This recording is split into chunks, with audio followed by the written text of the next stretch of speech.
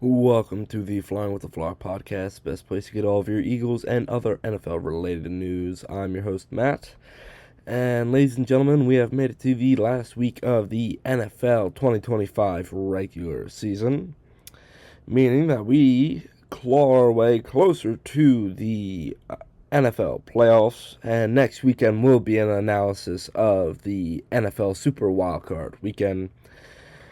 But before we get to that, we still have one more game left to play. All 32 teams have one game left to play. So we'll hop into analysis of the last games of the NFL regular season in a little bit. And we'll hop into some of the bigger games. There aren't as many this week that I feel like have a major impact on the NFL playoff landscape. But we will certainly cover the ones that I feel like impact the Eagles the most at this point. But before we jump right into it, if y'all could leave a like and subscribe down below, that would be much appreciated. Please share us on any form of platform, any form of social media that you would like. And always showing your support goes a long way, and it does not go unnoticed by me. Anywho, let's jump right into this episode where we're going to be covering the nail-biting game that was the Philadelphia Eagles versus the Buffalo Bills. Let's look at the raw stats before I really sit down and break it down for you. Jalen Hurts, he went 13 to 27, 110 passing yards, and 1 touchdown on the day. Rushing-wise, Saquon had 19 carries for 68 yards. Receiving, their leading receiver was A.J. Brown, who had 5 receptions for 68 yards, I believe. Give me 1 second here.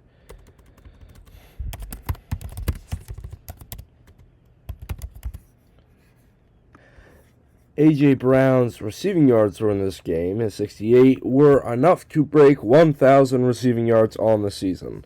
Obviously, Saquon last game broke over 1,000 rushing yards. This week we have A.J. Brown breaking over 1,000 receiving yards. And in theory, if Devontae Smith plays this weekend and has a little bit less than 50 receiving yards, he will also break 1,000 receiving yards on the season.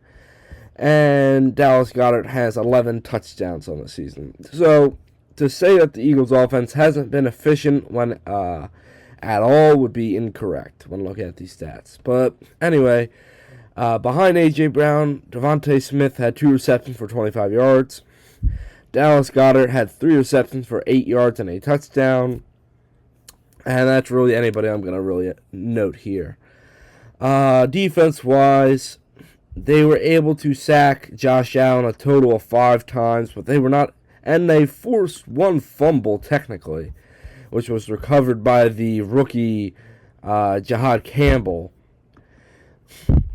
People are going to debate whether that was really a fumble. It was, but we'll get into that in a little bit here. Moving over to the Bills here, Josh Allen, he went 23 to 35, 262 yards through the air. On the ground, the NFL leading rusher got held to 74 yards, that being James Cook, who on 20 carries had 74 yards. Josh Allen himself had 7 carries for 27 yards and 2 touchdowns. Receiving, Brandon Cooks, a name from the past here, led the team in receiving off of really 2 big bombs. He had 4 receptions for 101 yards. Tyrell Shavers was right behind him with 2 receptions for 36 yards. And Khalil Shakir had 6 receptions for 35 yards. Defense-wise, they were able to sack Hurts a total of 1 time, and they were not able to force any turnovers by this Eagles offense.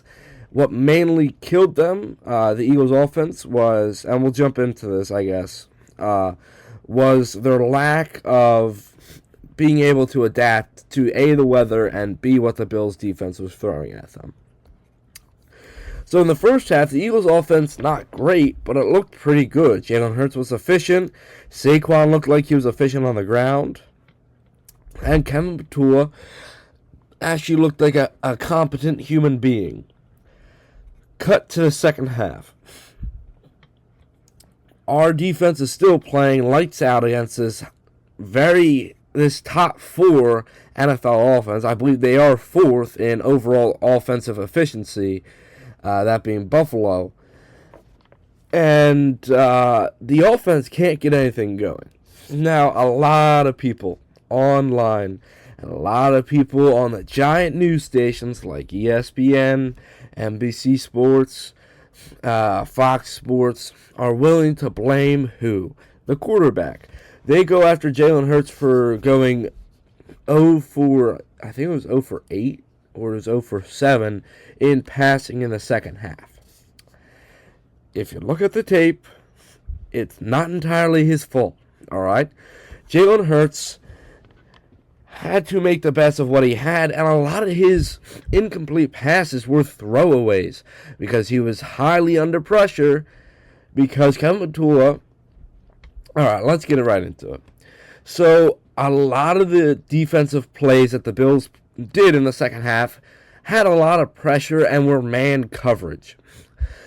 Man coverage obviously means that every defensive player has one single assignment. So you have a corner that's assigned to only A.J. Brown, a corner that's assigned to only Devontae Smith, a linebacker that's assigned to Saquon, possibly a linebacker that's assigned to Jalen Hurts in case he takes off, and then you normally have a defensive front of 4 or 5 in man coverage, with a deep safety back deep in case they decide to try to huck the ball deep. So, with that, you would think that Kevin Patula could dial up something to get a receiver like A.J. Brown, who's good against man coverage, completely open with a shorter pass behind the linebackers and in front of the safety. Instead, what he does is he max protects, brings in a jumbo package for a passing play to try to protect. So, jumbo... I might be using that wrong. He didn't bring in a jumbo package, but he brought in extra tight ends, which allows the linebackers to cover the tight ends. So you would think that would pull more pressure off of Hurts, but if these tight ends aren't going to be going into the flat or aren't going to be running a crossing route, and they're just going to be blocking, that allows the linebackers covering those tight ends to come in and add more bodies to blitz at Hurts. And during these plays, there was only one receiver running a route. So you have one wide receiver blocking, 2 tight ends blocking, and another receiver blocking, and you have probably Saquon Barkley blocking. We know, especially from the second half of the Commanders game, that Hurts can easily read the blitz and get out of the way of pressure, get the ball out quick if you give him a route. You can't just have one receiver run a route and then have 9 bodies in the box going after Hurts, because that will just allow the safety to play deep and help come down and cover that only receiver running a route. Alright, and this is not the only incompetence that we see.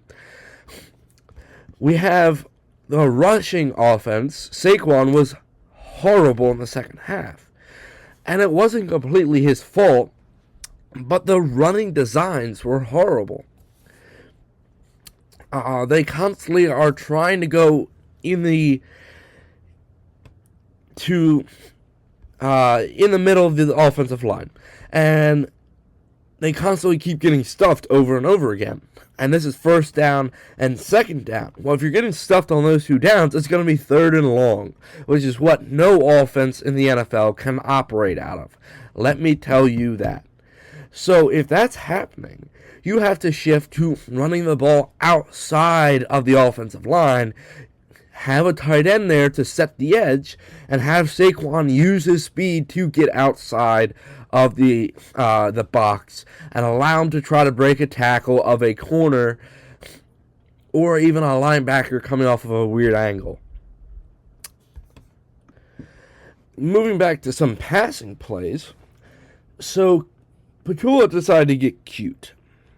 We all know, if you watch the Eagles, who is the worst offensive lineman that the Eagles have this season? Go. Name them. I'll give you about 10 seconds here.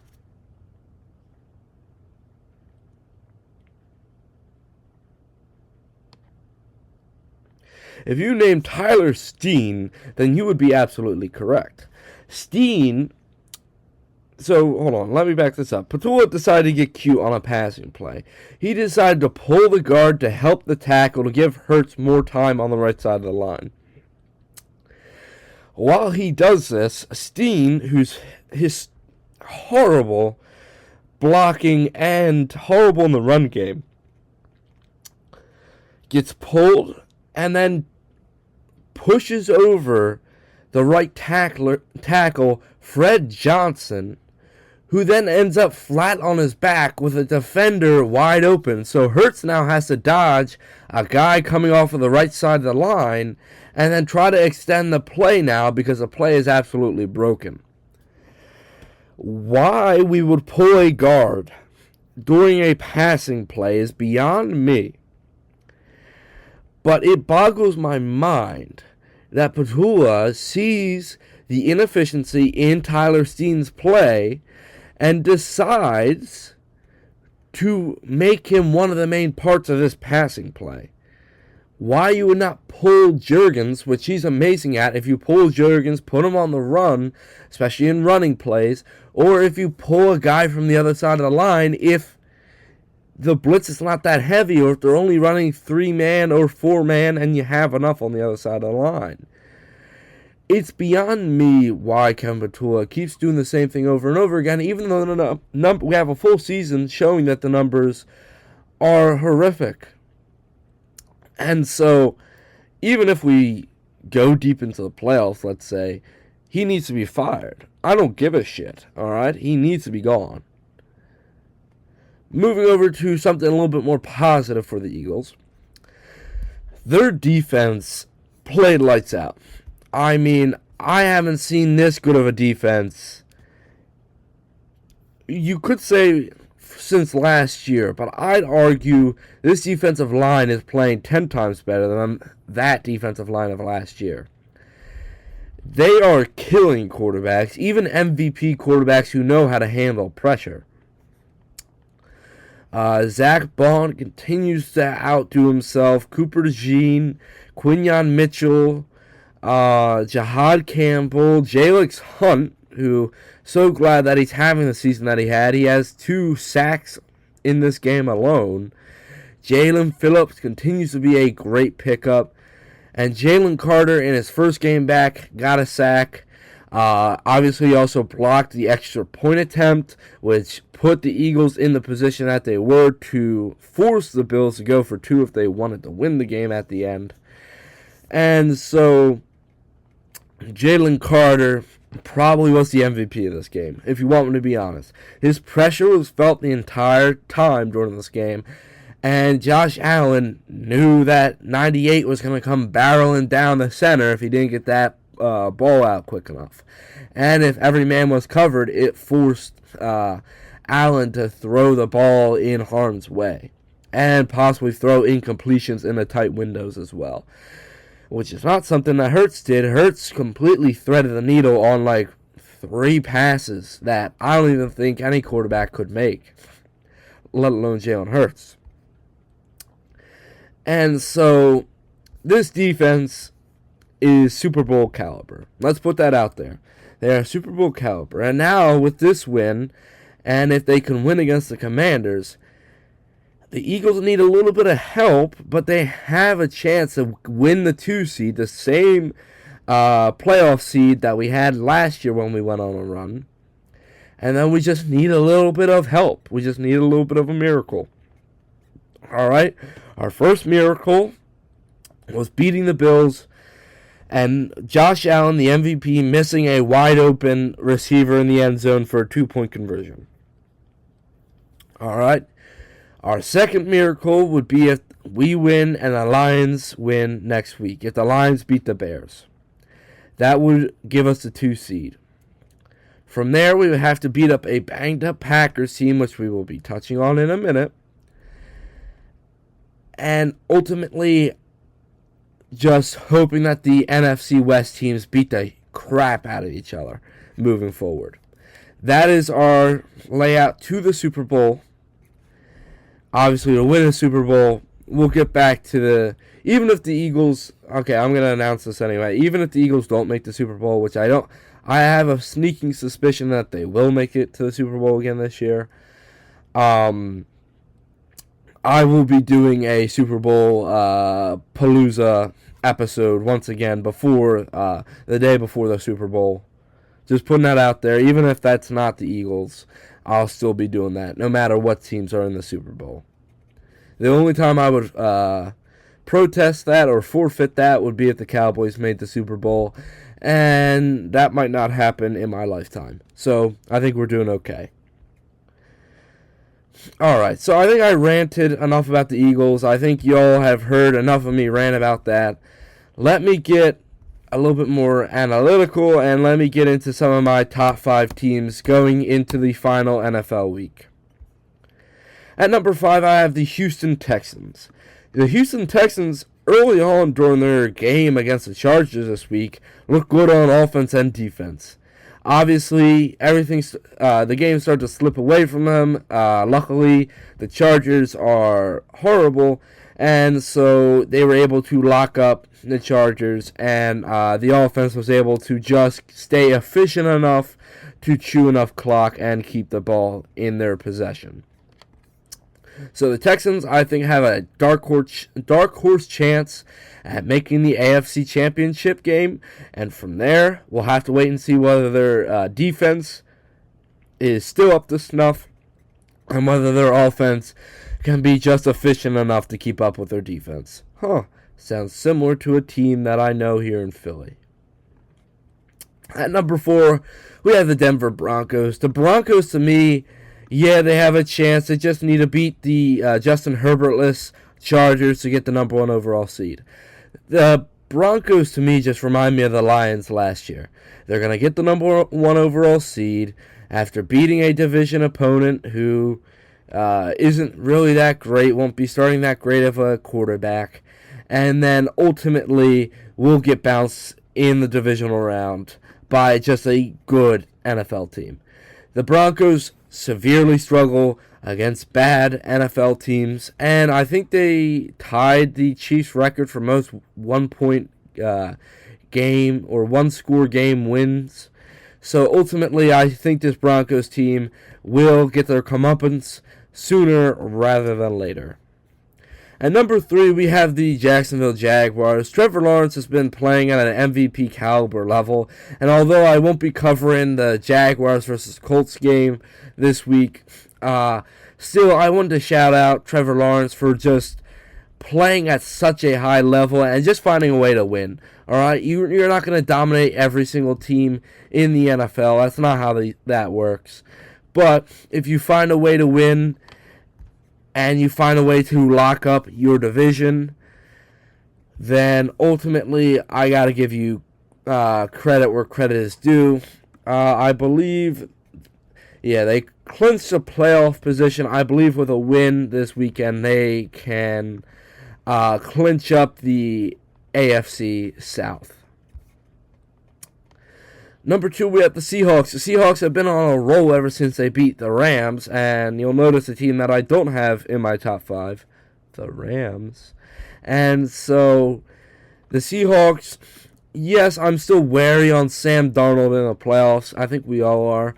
But if they can lean on this rushing offense like they did during this game against the Panthers, I just feel like the Seahawks will have a recipe for success with running the ball and then playing stingy defense throughout the entire NFL playoff. And I think with a win against the 49ers this weekend, they lock up the number 1 seed and get a first-round bye, which would help them significantly if they wanted to make the Super Bowl. And the last team I had this week has my personal favorite for the NFL MVP, that being the New England Patriots and Drake May. I mean, Drake May had one of the better quarterback games that we've seen in a long time. He had as close to a perfect passer rating as you could. He had a 90% completion rating, over 250 yards, and 5 touchdowns on the day. Drake May is ultimately going to win the MVP of this year in the NFL. And the Patriots, although they do have a shot at possibly getting the number 1 overall seed, I think they're going to be stuck with the number 2 seed. And with how things play out, they'll just face the lowest. They'll probably face the Chargers, no? What's the NFL playoff picture right now? NFL playoff picture.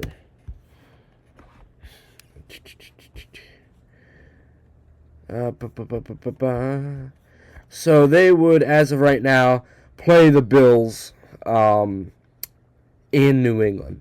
So that would be an interesting matchup.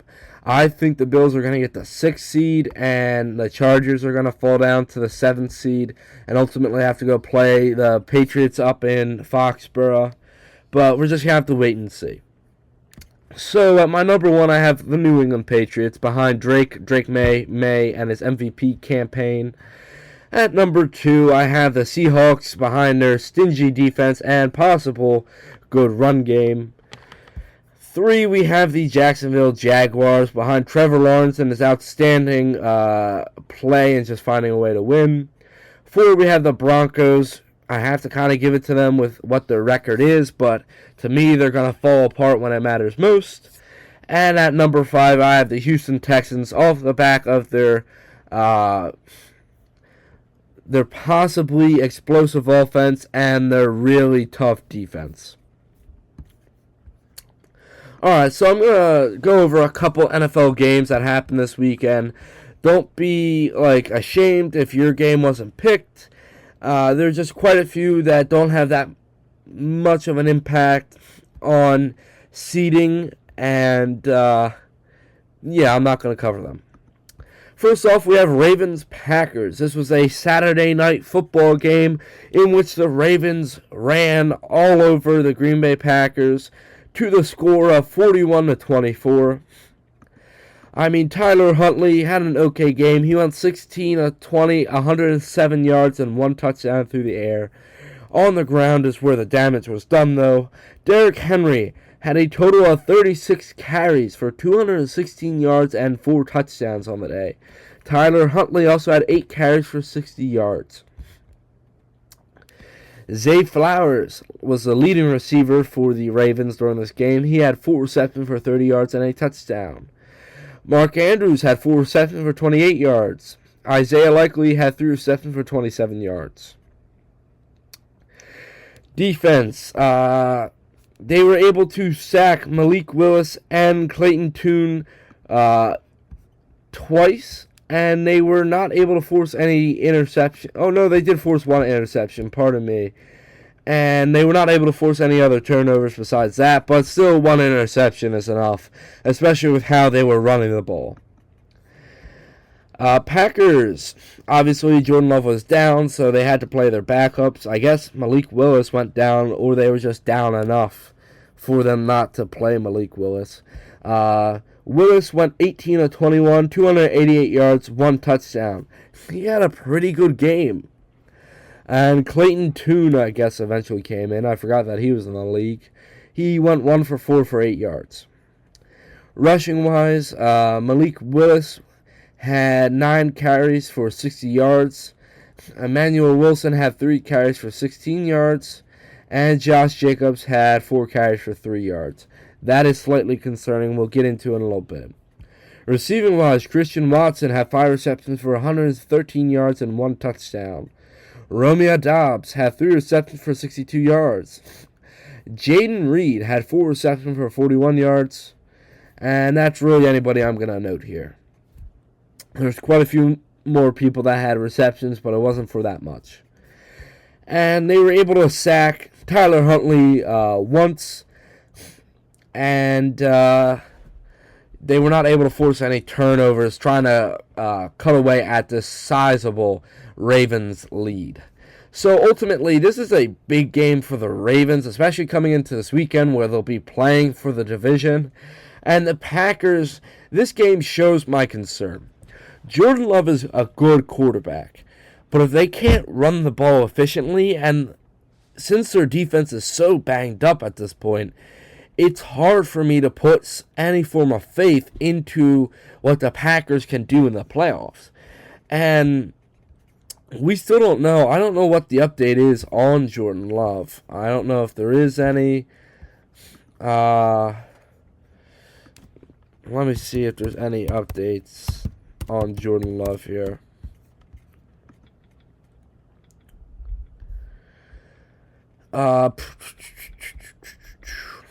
There's no update currently. I would assume that he's going to be good for this weekend's game. I don't know who's against. Let me check that.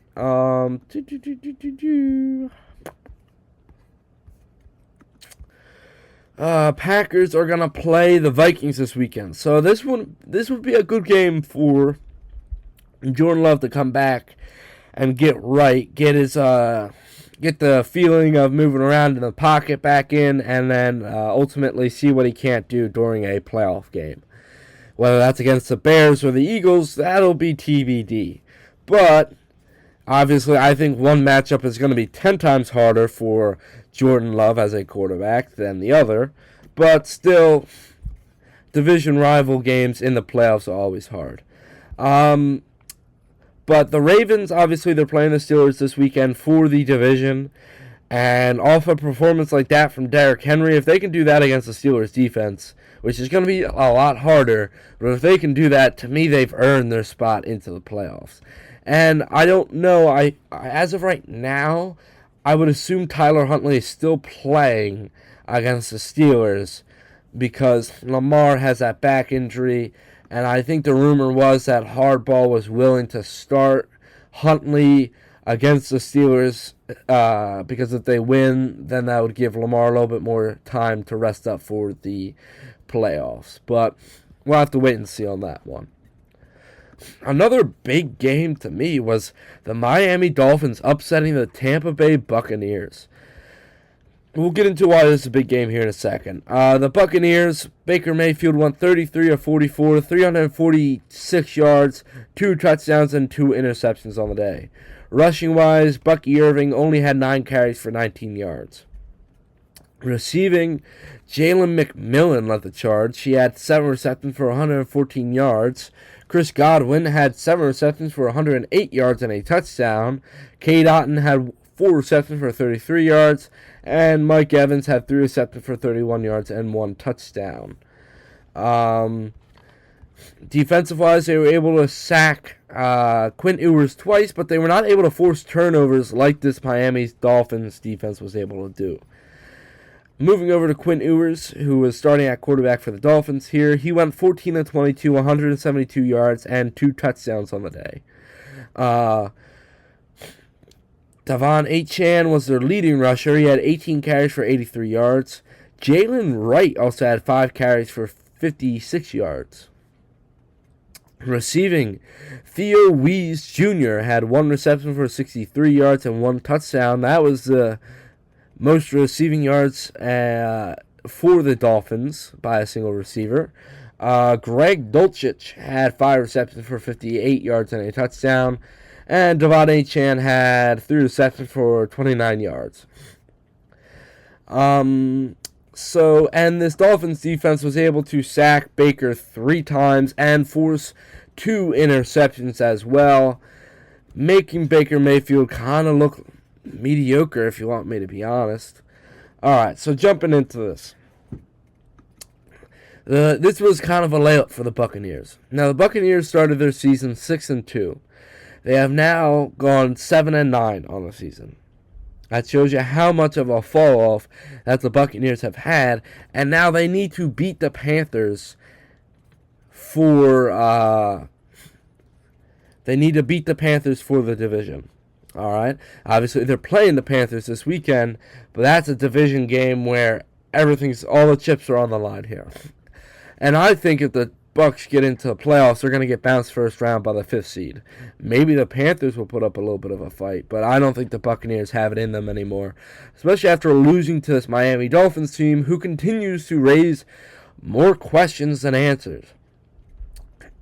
Obviously, they benched Tua. Could Tua get traded? And then Quinn Ewers is the starting quarterback of the Miami Dolphins. He seems to look pretty confident and competent. We're going to have to wait and see how things shake out in Miami. Obviously, they're keeping Mike McDaniels, which that's a major surprise to me.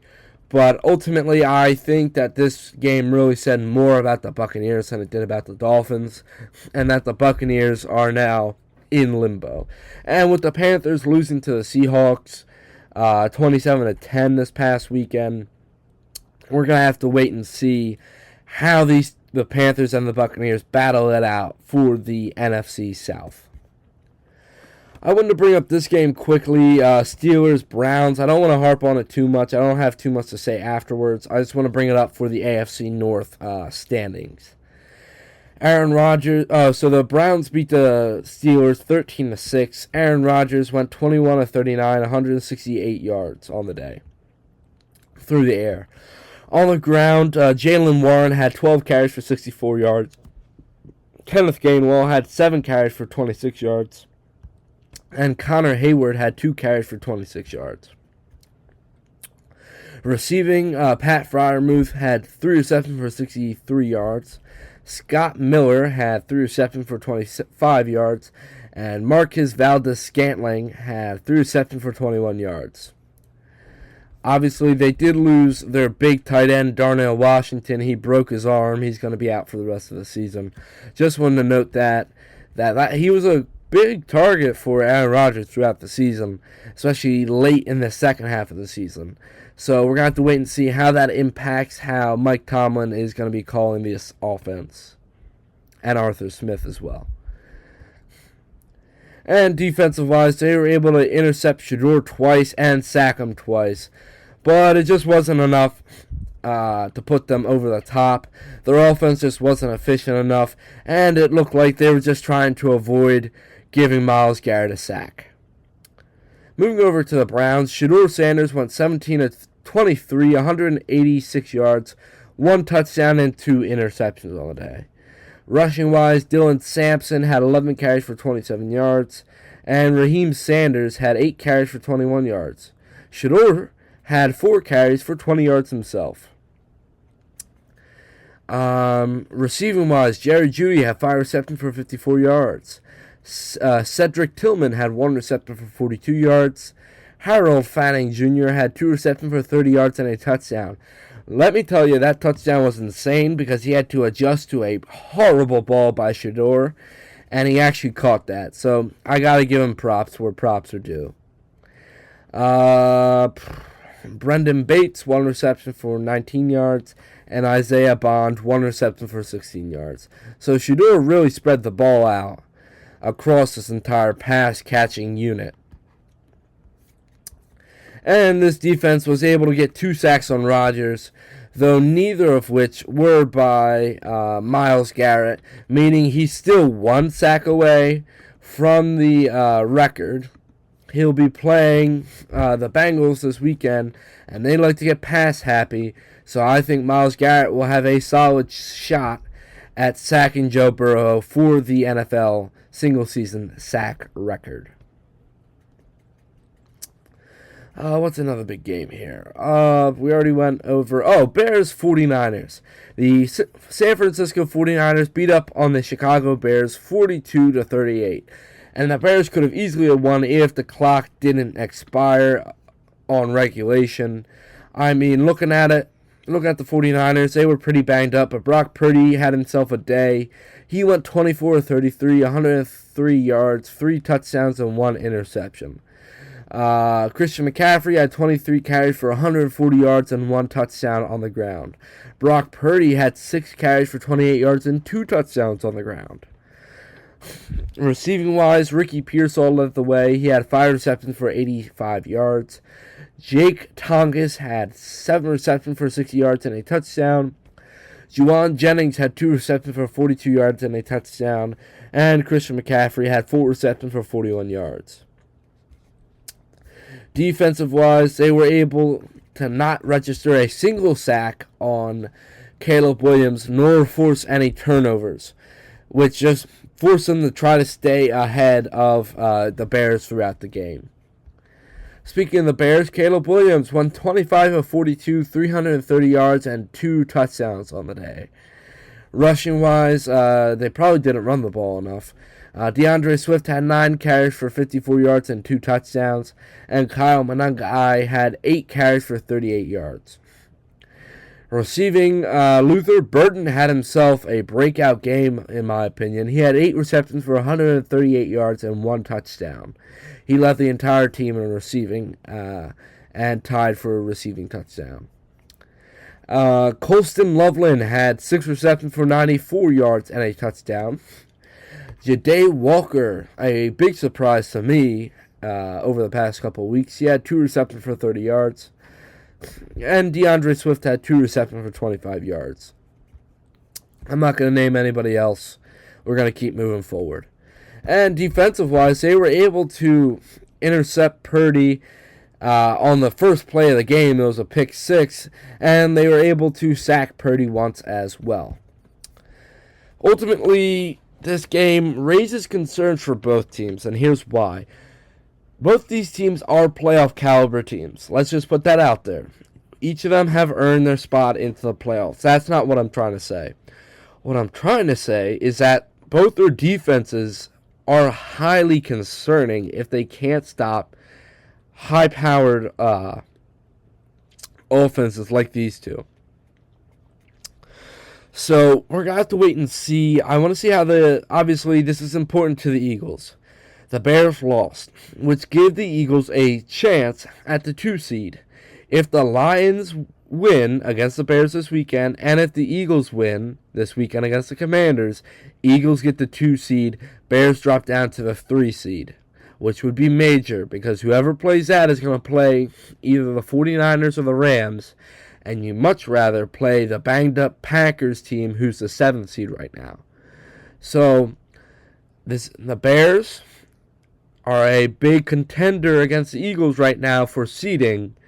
We're going to have to wait and see how things shake out, but I do like the Eagles' chances of getting this 2nd seed. And the last game I think I'm going to touch on this week is the Rams versus the Falcons. The Falcons upset the Rams 27-24. I mean, Kirk Cousins didn't really have that amazing of a game. He went 13-20, 126 yards, and 1 touchdown through the air. On the ground is where most of the damage was done to the Rams. Bijan Robinson had 22 carries for 195 yards and 1 touchdown on the ground. Tyler Algier also had 10 carries for 23 yards. Receiving-wise, Davis Sills was the lead receiver. He had 3 receptions for 37 yards. Darnell Mooney had 2 receptions for 35 yards. Bijan Robinson had 5 receptions for 34 yards and a touchdown. And Kyle Pitts had 2 receptions for 16 yards, and Drake London had 1 reception for 4 yards. Defense-wise, they were able to intercept Matthew Stafford 3 times and sack him 3 times as well. Moving over to Stafford, he went 22 of 38, 269 yards, 2 touchdowns, 3 interceptions on the day. Ultimately, I believe these were bad throws, by the way. This wasn't like tip passes or such. These were bad throws, and you can see it by Stafford's reaction every time that he threw an interception. Ultimately, this was a bad game for Stafford, and he might have, in my opinion, he did play himself out of the MVP conversation, and we'll see what others think, but as of right now, the last 2 weeks have been pretty bad outings for this Rams team, and this kind of just solidifies my fact that the Rams might have peaked at the wrong time. Rushing-wise, Kyren Williams had 13 carries for 92 yards. His running mate, Blake Corum, had 6 carries for 18 yards. He went down early with an injury, I think. So he sustained an ankle injury, and those things are always iffy. So we're going to have to wait and see whether he's going to be ready to go or whether Kyren Williams is going to have to be a bell cow back moving forward. Receiving wise, Xavier Smith had 4 receptions for 67 yards. He led the Rams in receiving. Terrence Ferguson had 2 receptions for 54 yards and a touchdown. Colby Parkinson had 6 receptions for 53 yards. And Puka Nacua had 5 receptions for 47 yards and a touchdown. And that's off of 10 targets, by the way. So he only caught half the targets that he was thrown. Or half the time that he was targeted by Matthew Stafford, he caught the ball. There you go. And this Rams defense was not able to sack. I believe they did get a defensive touchdown, though, off of a fumble. I think it was a scoop and score by Jared Verse, I want to say. Oh, it was special teams. Never mind. It was a blocked field goal that he returned for a touchdown. So, yeah, it was special teams that he was able to get a touchdown on. So that's really all I wanted to note of that Rams defense, though. So, looking at the big picture here, Rams are starting to cool off in a bad way. All right, you're coming into the playoffs. They might have peaked too early, or have to wait and see this weekend as they play the Cardinals. If they can get right during the Cardinals game, then I start to fear them a little bit more. But as of right now, the Rams are starting to cool off in a bad way. Matthew Stafford is starting to look pedestrian. And so we're going to have to see how the Rams perform here in the last regular season week.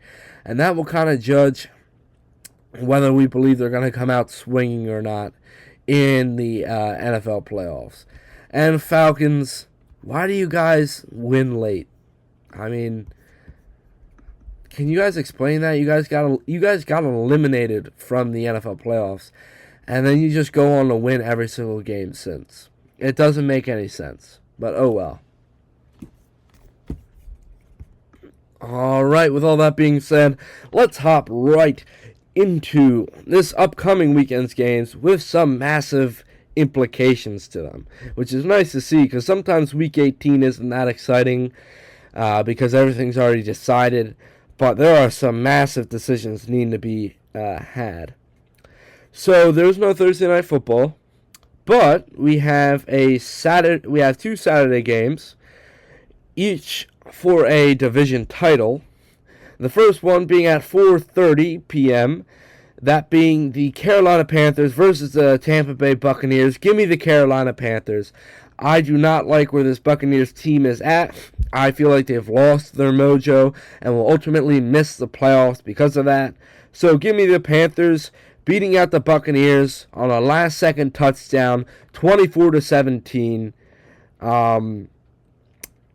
Yeah, give me the Panthers, 24-17 over the Buccaneers to win the division. Next up, we have Seattle versus the 49ers. Give me Seattle. I think this defense is going to shut down Brock Purdy, and if he doesn't have all the weapons that he normally does, he's going to struggle a little bit against this stingy Seattle defense. So give me Seattle in, again, another close game, 27-24 over the 49ers. All right. Now we get into some games that don't have that much meaning. Falcons-Saints. Give me the Falcons. They beat a better team that the Saints have. Although I wouldn't be surprised if Tyler Shuck comes out here and balls out. I just have a little bit more faith in Kirk Cousins and this Falcons team, especially with the way that they've been playing over the past few weeks. So give me the Atlanta Falcons 24-10 over the New Orleans Saints. Next up, we have the Bengals versus the Browns. Give me the Bengals, but I feel like Myles Garrett breaks the record early on during this game, so you don't have to worry about that too much. So give me the Cincinnati Bengals 35-13 over the Browns. Packers Vikings. The Vikings are favored right now. I don't know who's playing, but you know what? Give me the Vikings. I think they have a solid chance, especially after beating the Lions the way that they did. Give me the Vikings over the Packers in another interesting divisional game for both. It's going to be tight, and then the Vikings are going to explode late. Give me the Vikings.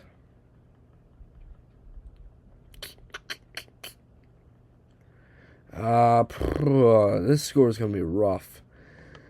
28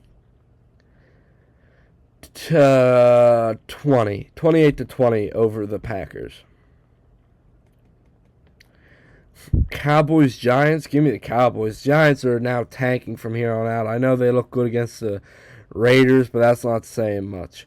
So, give me the Cowboys. 42 to 20 over the Giants. 42 to 20. Jacksonville versus Tennessee. Give me the Jaguars. I think the Jaguars are just going to bomb it deep on the Titans, and by halftime they'll be resting their starters because they will have ultimately probably clinched up the division by that point. So give me the Jaguars. What would be the score? 38 to 16. Next up, we have the Houston Texans versus the Indianapolis Colts. Give me the Texans. I think this defense is going to shut down whatever this Colts team wheels out at quarterback on Sunday. So give me the Texans. Give me the Texans 27. Actually, no. Give me the Texans 30 to the Colts 20. Bills, Jets. Give me the Bills. They're going to bounce back, beat up on a bad team at the end of the season to ultimately try to build some momentum and confidence going into the playoffs, especially after that loss. And so give me the Bills over the Jets 35 to 10. Yeah, give me the Bills. Bears, Lions. I'm going to pray that the Lions win, and I'm going to say that the Lions are going to beat up on the Bears. This pick is using my heart more, so just watch out for that. Give me the Lions in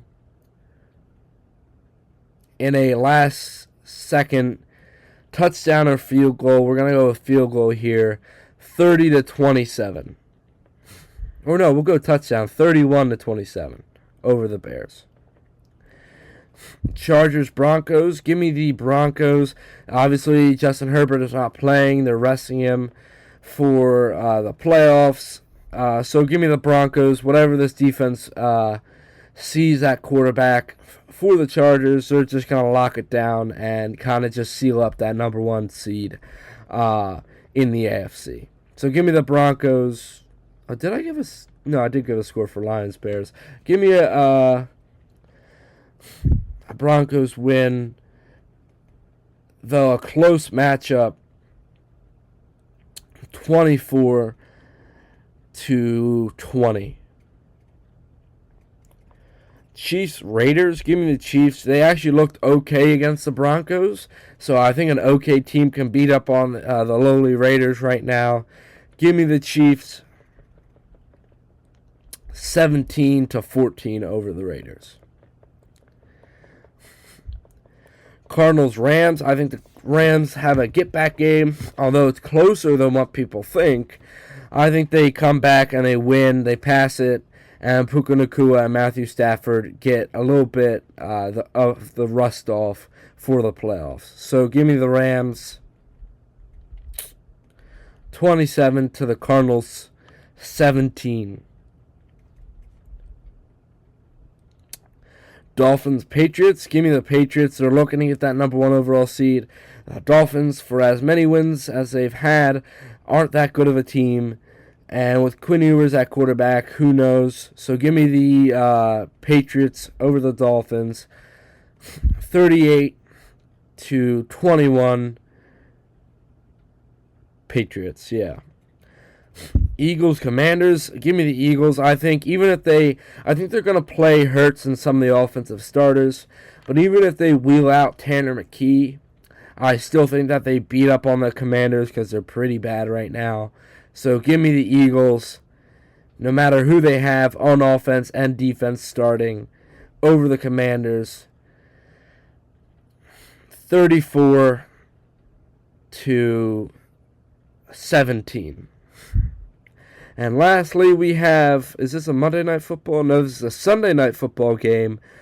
Ravens, Steelers, give me the Steelers. I think they kind of were just trying to avoid giving Myles Garrett the sack record, which is why they played so poorly. So give me the Steelers in a last-second field goal for the division. 34, no, that's too high for an 24-21. Or no, sorry, scratch that. 23-20 over the Ravens.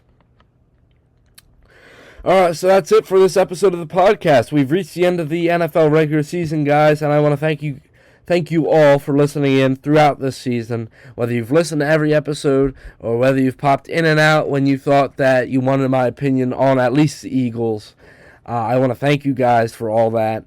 I've already started setting up some stuff for the future, where you'll just have to wait and see. But yeah, thank you all for listening to this episode. I will catch you all next week, and remember, go Birds.